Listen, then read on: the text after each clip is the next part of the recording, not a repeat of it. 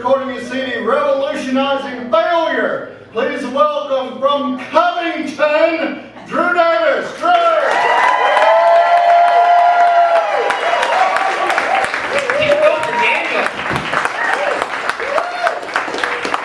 South Street Comedy Club, how are we doing tonight?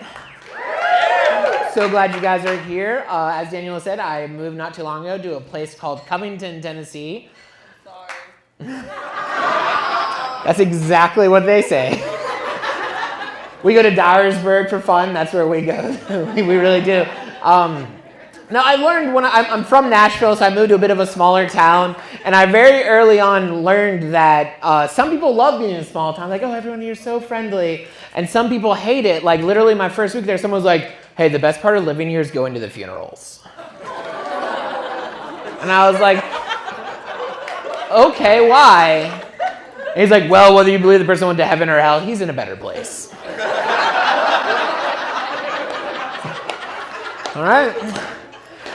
When I moved there, my mom was like super concerned. She's like, Drew, be careful. Small towns are known for being racist. I was like, Mom, I'm white. I don't know if I'm on that side of the problem. And I learned very early on that I was so wrong. I learned in Covington, you can be black, you can be white, and you can be not white enough. And that's where I am. I work with kids, and at one point, like the first week there, some kid was like, shh, whatever, Taco Bell. Because I look Mexican? I was like, listen, buddy, I'm Italian, so if anything, it's Papa John's to you. I do love Mexican food, though. In Nashville, one of my favorite places I used to go to didn't have the greatest name. I'll be the first to tell you that. It was El Stuffed Pepper Mexican Restaurant. Like, I just lost my Mexicanness by saying that. I'd go in there sometimes. I'd be very culturally sensitive. Excuse me, sir, how do I say your name? Is it Ire? Is it Ire? The waiter would be like, it's Earl. I'd get my tacos and ask for hot sauce and give the brand to me, and it was Hotter Than Hot Sauce. That was the name. I was like, come on, we can do better. So this is like what I would call a hot sauce company if I had one. You would base the hot sauce on the hotness of a celebrity. The hotter the sauce, the hotter the celebrity. So like Jennifer Gardner, hot sauce. Jennifer Lawrence, hotter than hot sauce. Sarah Jessica Parker, mild. Miley Cyrus, ranch dressing.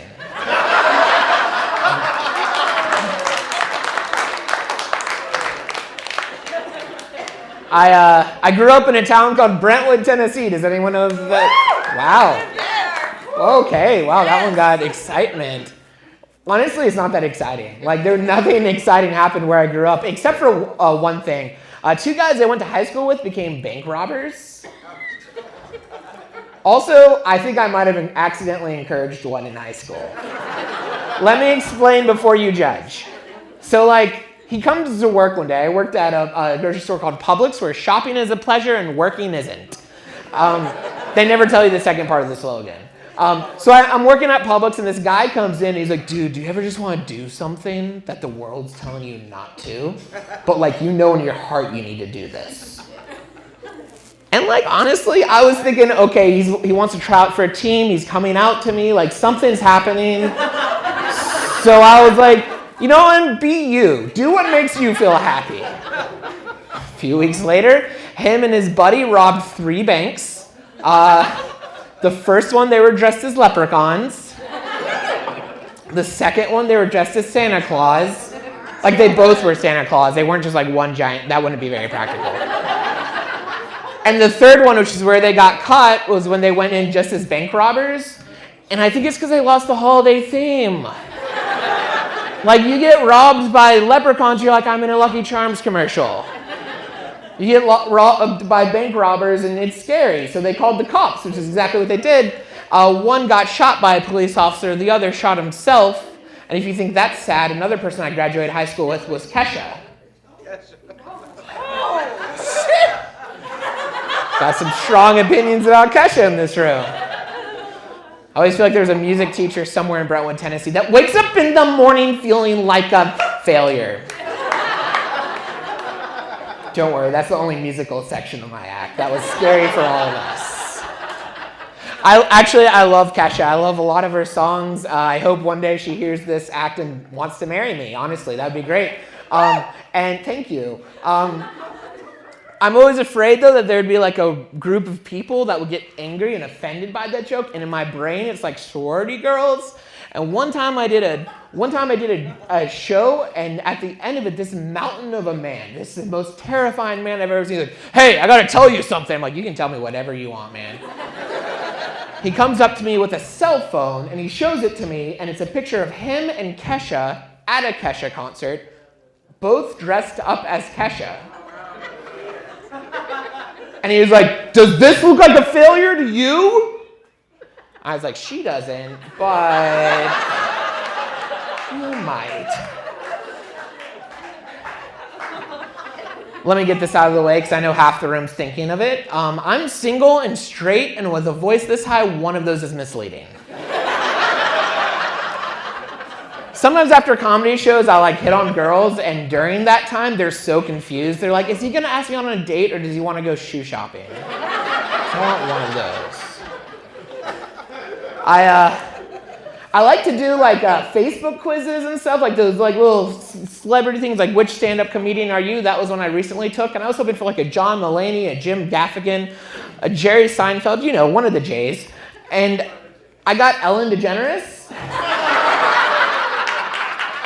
which I guess makes sense because, you know, we're both clean comics. We both seem like nice people, and apparently we shock the world when we say we're into women. So I missaid that joke one time, and I was like, apparently we shock the world when we say we're into men. And this person's like, I knew it! But it's all about taking the things about you that you're a little self-conscious about. Like for me, it's a high voice. I've always been teased about it my entire life, and kind of owning it and turning it into something good. Like this one time I was doing a comedy club or a comedy show at a biker bar, and I'm not talking about like cool like bicycles. I'm talking like motorcycles. They just came from prison. These people are gonna kill you. I was in this biker bar, and I asked the hostess, I was like, what's the craziest thing that happened here? And she pointed to a guy, she's like, see that guy over there? 2 weeks ago, he stabbed a guy. So glad he likes comedy. And so like throughout the show, I'm hitting on the bartender, she's hitting back. That's not a very like great way of talking about romance, is it?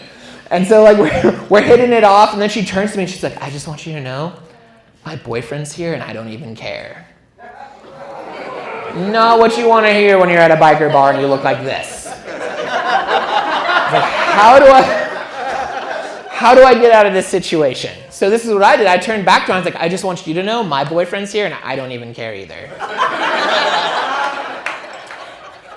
I like these whole like, I'm not gay, but sometimes people think I sound like it jokes. But in this exact club, actually, one time, this always happens. Usually the most redneck looking person, most redneck looking beard man back there. Usually it's someone who's redneck looking person.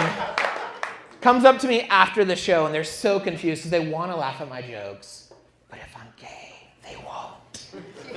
Because this is science. I don't know if you know this. If you laugh at a gay person's joke, you become gay. And so he's like, so they come up to me, point the blank, and they're like, so, you know. Well, should I respond? I know what.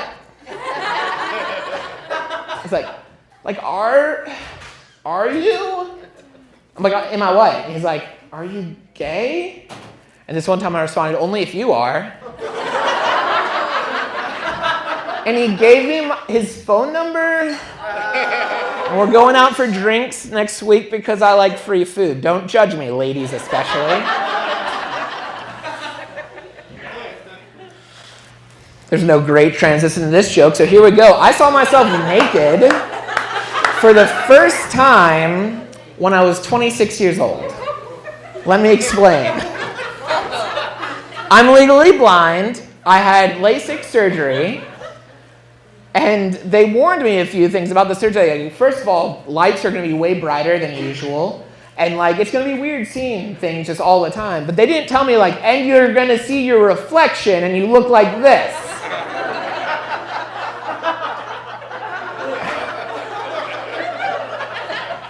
Not even kidding. I get out of the shower, my first reaction is, "Ah!"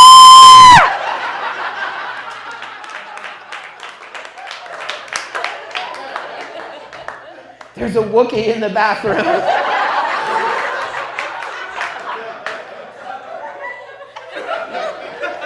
And then I realized it was me. I got a girl's phone number the night before and I called her up and I said, "I'm so sorry."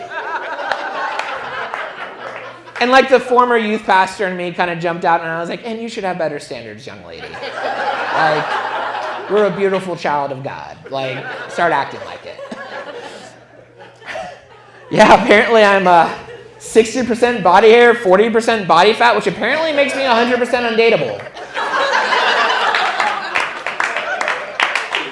One time I missaid that joke, and I was like, "I'm 60% undateable," and this girl was like, a little bit more. Thank you. It's all about taking the things that you're a little insecure about, like lots of body hair, and turning them to something good, right? Like everything about you is on purpose. So I realized that there's like organizations out there that like do good with your hair, right? Like you send all your hair to Locks of Love and they cure cancer with it, right? Like that's how that works. So like I shaved off my entire body hair one time, sent it to Locks of Love, and they sent it back with a note that said, "Try Build-A-Bear."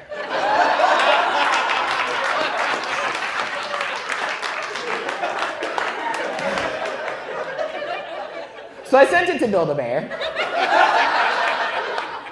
and they sent it right back, and they're like, "Dude, we're not trying to build an actual bear."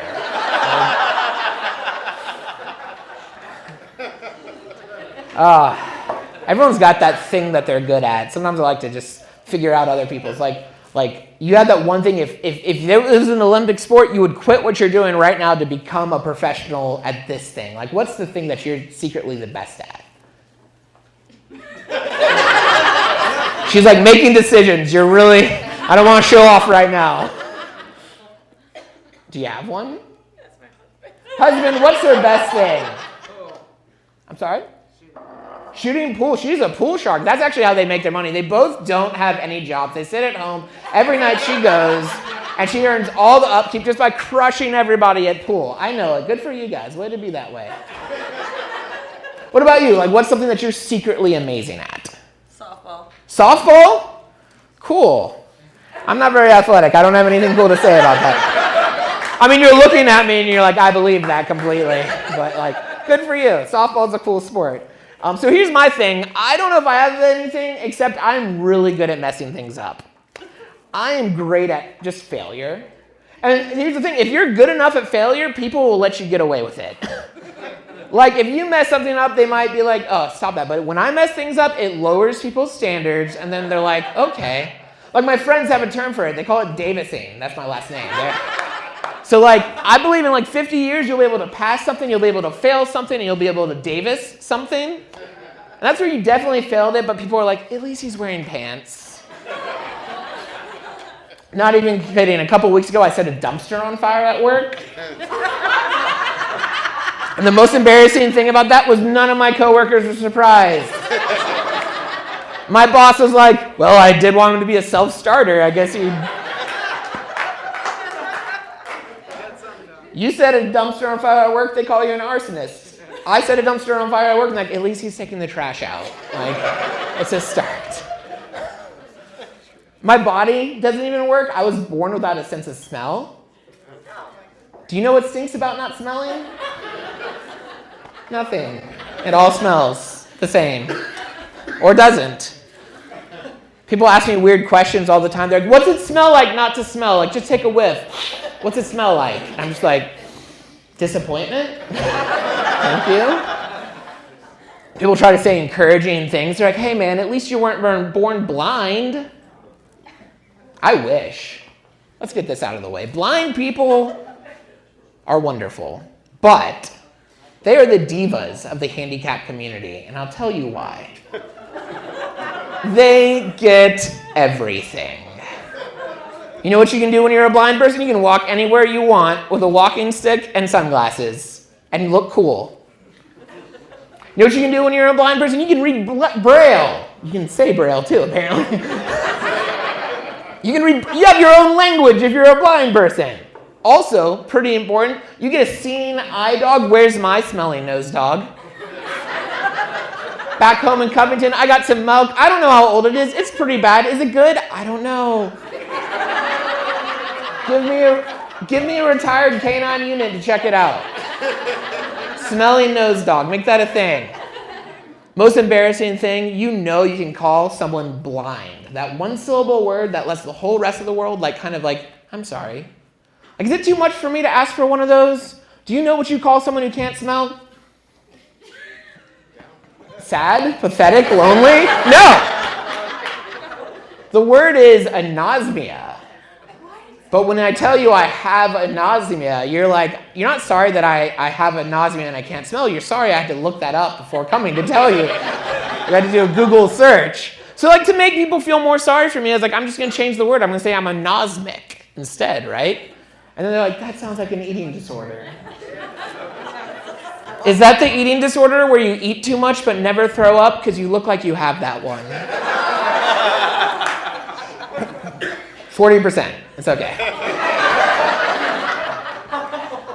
When I was a very small child going into school for the first time, my dad sat me down and he said, "Now, Drew, whatever you do, don't tell the kids at school you can't smell.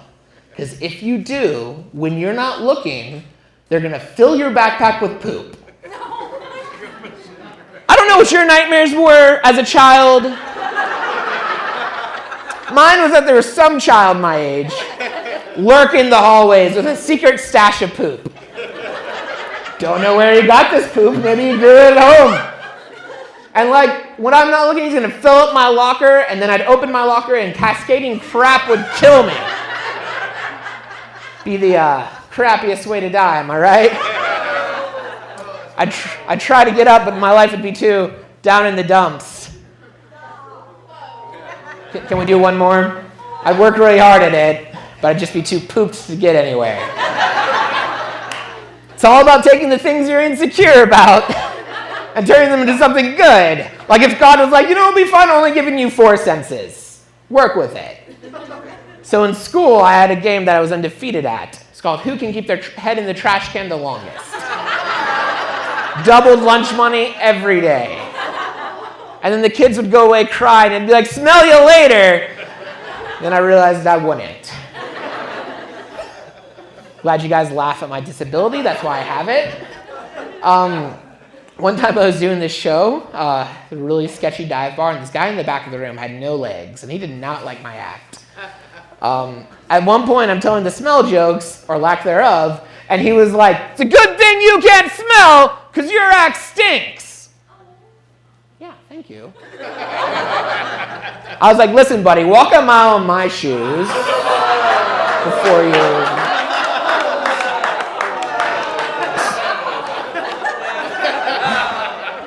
So now I can't perform at retirement homes, is what I'm saying. Let me get a feel of the room here. Clap or cheer if you have or currently have ever had a job in retail. Let me hear you. All right. She's "Yes, and now give me 4 more beers because I have to go back to work tomorrow." It's usually the most dull cheer.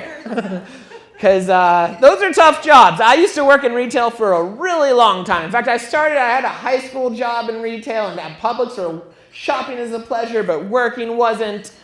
And then I was so excited when I got to leave and kick down those doors. I'm I'm never coming back here again. Then life happens, and as a young adult, I came back.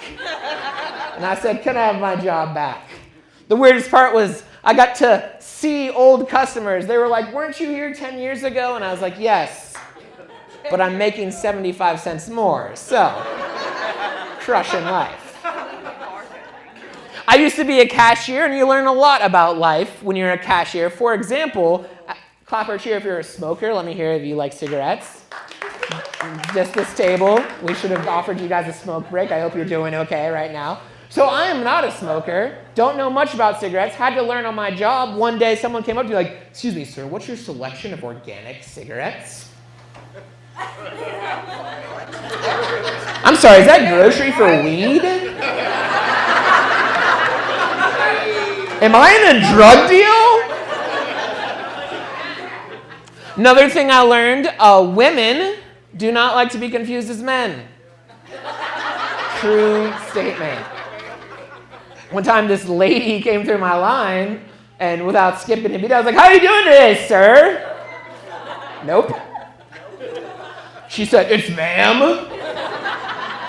And I'm more of a woman than your girlfriend will ever be. Honestly, I was just complimented. Not many people look at this and assume I have a girlfriend. I was like, thanks. But here's a little public service announcement, especially for the retail people. Even if you don't like your job, do it well. Like, don't take it out on the customer because you made the bad decision of being where you're at, if it's a bad place. Like, I just want to go to my Taco Bell in peace. Stop treating me crappy because you don't like working there. Just give me my Doritos Locos Taco, right? So as a cashier, that was a bit of a random rant, wasn't it? We got real there for a second. As a cashier, I was like, I don't like this job, but I'm going to be the best cashier I can be. So one of the things I did was I learned every single produce code to be a quick cashier. You could say a fruit or vegetable, and I can tell you the code. Do you want me to prove it? Someone tell me to say a fruit or vegetable. Water? Oh, I didn't work at a fancy grocery store. We didn't have that. I thought she said water. I'm like, someone needs to tell them what a fruit and vegetable is. But rutabaga, 4597. What else? Orange. Bananas, 4011. Orange, 4012. If you want to make either of those organic, you put a 9 in front of it. Here's the point. This is the only time this is impressive knowledge. I can't go to a job interview and be like, the produce code for dragon fruit is 4592. That's why I should be a lawyer at your firm. I can't go pick up a lady at a bar and be like, I noticed you're drinking a Blue Moon with a little orange slice in it. The produce code for that's 4012. Gave you some of my digits. Why don't you give me some of yours?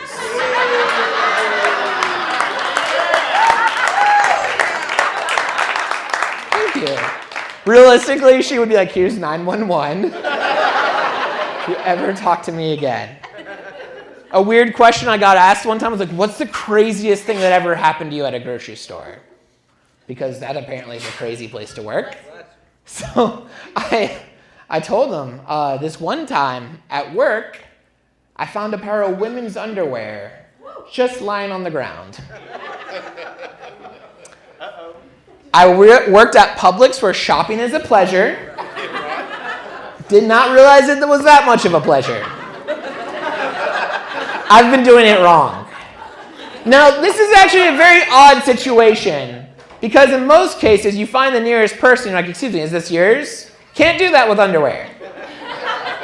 Can't go to the nearest lady, excuse me, are these yours? I found them over there. They look your size.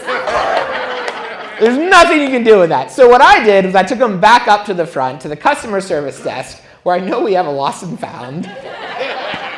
Just in case, I was like, here you go. And the guy working there, he holds them up. He's like, well, here's something you don't see every day. And I said, I know.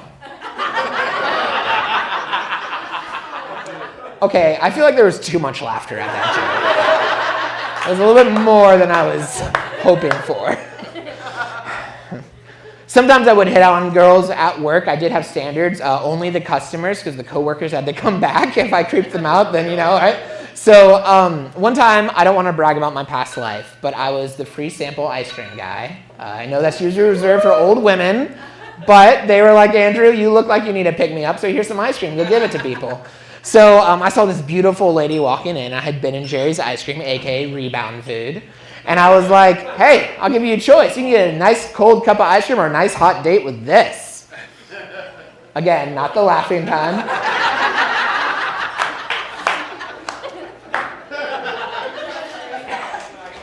And she literally looked at me. She's like, I'll take the ice cream and I'm lactose intolerant.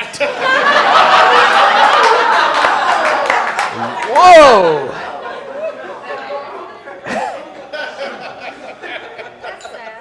It is, thank you.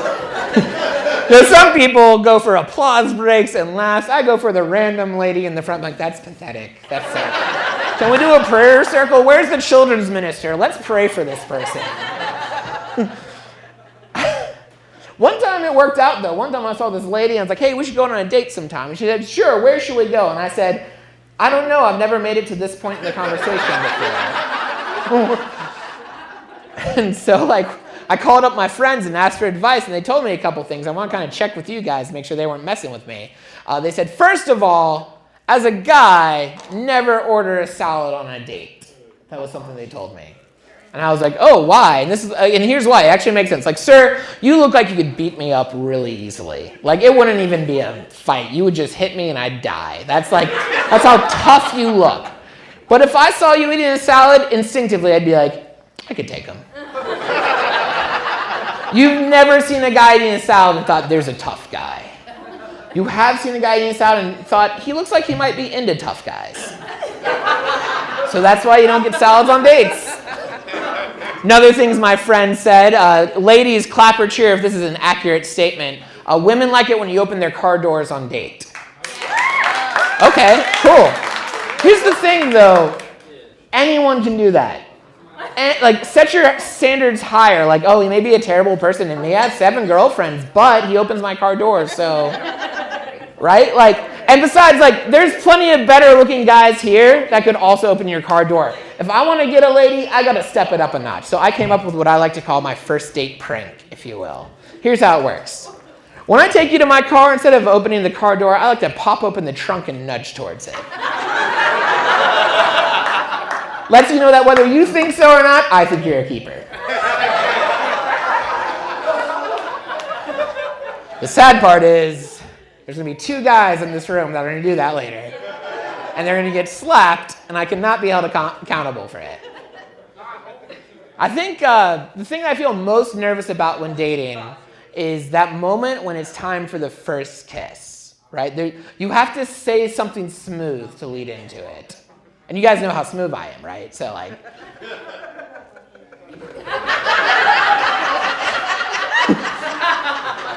wrong laughing time. I wish it was like middle school. In middle school, you had the movie theater movie. You put that arm around it. One time, though, this lady, this girl, because I was middle school, not creepy. I put my arm around her, and she literally was like, could you not? And I knew right then, okay, don't do it, right? You do that as an adult. You just go in for the touching without any words. You get maced to the face in a restraining order. So as an adult, you have to say something smooth. So I was out one day with this beautiful lady. It was time. I was thinking for a first kiss. It was time to make the move. I don't want to brag, but I was in my 1987 puke-colored green Chevy Malibu. It was great. People walked by, and they're like, isn't that the color that is like a sinus infection? That's when I go to the doctor when I blow. Literally, it didn't have seatbelts because I wanted the women to know I live dangerously. It was great. You turn that defogger on at the same time as the radio, and the radio shorted out. Women were just with me because of my nice things at the time. So I was in the car with this beautiful lady, and I knew it was time. So I knew I had to lean into her and say something smooth. So I looked deep into her eyes. I knew the next thing that comes out of my mouth would have to be the smoothest, sexiest thing I could think of. And this is what came out of my mouth. I was like, yo, girl, pucker up. It's happening.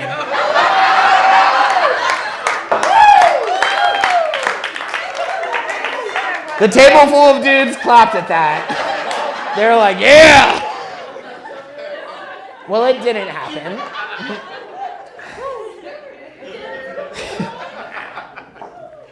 I know what I look like. I know how I sound. I know how many senses I have. This is the best I got. I'm going to work with it. So I'm going to tell you guys my absolute favorite pickup line. Maybe you can use it someday. Maybe some of you will use it tonight. Well, often I look at beautiful women who are clearly out of my league. And I walk up to them like, look, I may not be the best looking guy in the room, but I'm the only one talking to you.